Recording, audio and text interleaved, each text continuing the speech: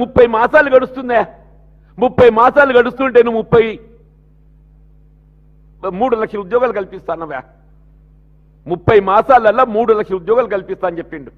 మొదటి సంవత్సరం 2 లక్షలు అని చెప్పిండు, తదుపరి సంవత్సరం 1 లక్ష అని చెప్పిండు. అంటే ఏంటి? 12 24 మాసాలల్లా 3 లక్షల ఉద్యోగాలు కల్పించాలి.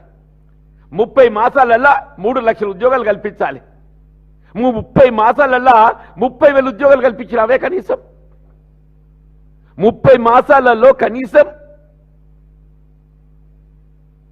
30,000 ఉద్యోగాలు కల్పించినావు అంటూ నేను.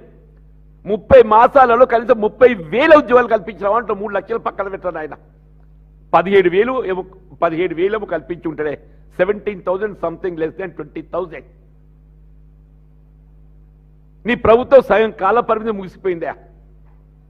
ఇలా కాంగ్రెస్ పార్టీ రేవంత్ రెడ్డి ప్రభుత్వ కాల పరిమితి సగం ముగిసిపోయింది. ఇప్పుడు అర్ధాయుషు గడిచిపోయింది రేవంత్ రెడ్డి. ఇక మిగిలింది రేవంత్ రెడ్డి అర్ధాయుషు మాత్రమే. ఇప్పుడు రేవంత్ రెడ్డి గారు మిగిలింది ఏదైతుందో ప్రభుత్వానికి అర్ధాయుషు మాత్రమే. ఆయన అర్ధాయుషు ఏదైతుందో గడిచిపోయింది. ఆయన ప్రభుత్వాన్ని మిగిలింది ఏదైతే ఉన్నదో కేవలం అర్ధ ఆయుష్ మాత్రమే అంటున్నాను. నువ్వు అర్ధ ఆయుష్లో ఏం చేయలేక ఈ మిగిలిన అర్ధాయుష్ కాలంలో నీ ప్రభుత్వం ఏం చేస్తుందని చెప్పని అడుగుతున్నాను.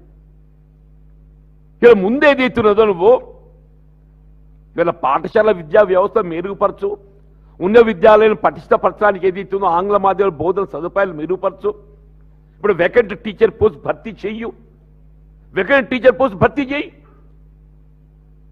నీ మెగా డిఎస్సి నోటిఫికేషన్ ఎక్కడ పోయిందే? నీ మెగా డిఎస్సి నోటిఫికేషన్ ఎక్కడ పోయిందని అడుగుతున్నా నేను. ఇవాళ ప్రభుత్వం రాగానే కాంగ్రెస్ పార్టీ రేవంత్ రెడ్డి ఏదైతుందో నేను మెగా డిఎస్సి నోటిఫికేషన్ ఇస్తా అని చెప్పానండి. ఏమైంది? What happened your mega DSC notification?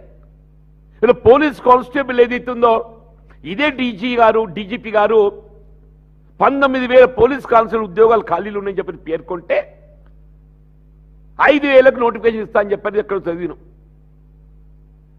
19,000 police constable ఉద్యోగాలు ఖాళీలుంటే ఇది నోటిఫికేషన్ ఇవ్వబోయేది ఏదైతుందో 5,000 అని చెప్పి అంటుండే. ఇలా నిరుద్యోగ యువత ఏదైతుందో అశోక్ నగర్ కానీ, చిక్కటిపల్లె కానీ, దిల్సుఖ్ నగర్ కానీ ఉద్యమం చేస్తుంటే మళ్ళీ ఇదే పోలీసులు వాళ్ళు నిర్బంధిస్తున్నారు.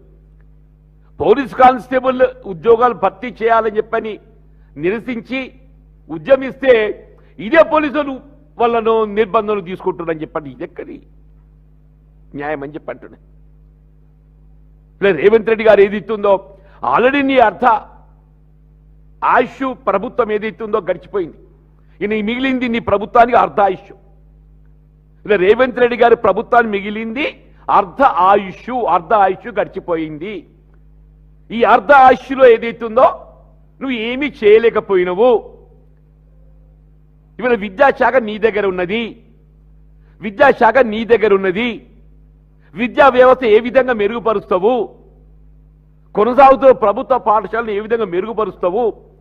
బోధనా వ్యవస్థను ఏ విధంగా మెరుగుపరుస్తావు?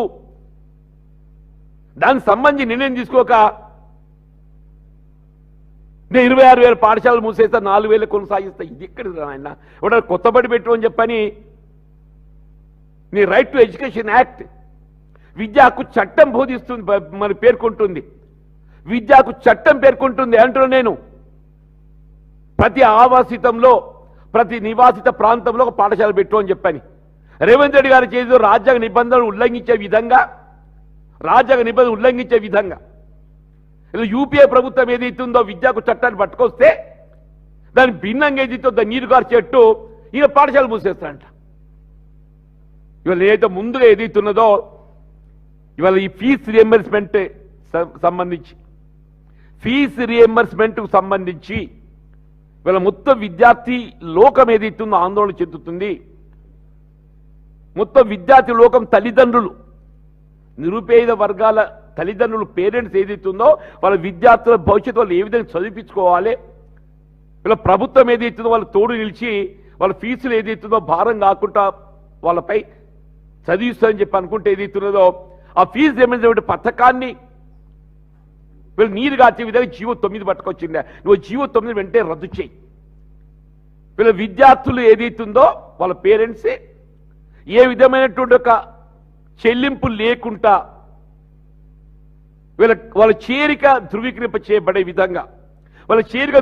చేయబడే విధంగా గతంలో ఏ విధంగా ఫీజు రీయింబర్స్మెంట్ పథకం అమలు చేయడం జరిగిందో ఆ విధంగా ఏదైతుందో దాన్ని మీరు కొనసాగింపు చేయండి.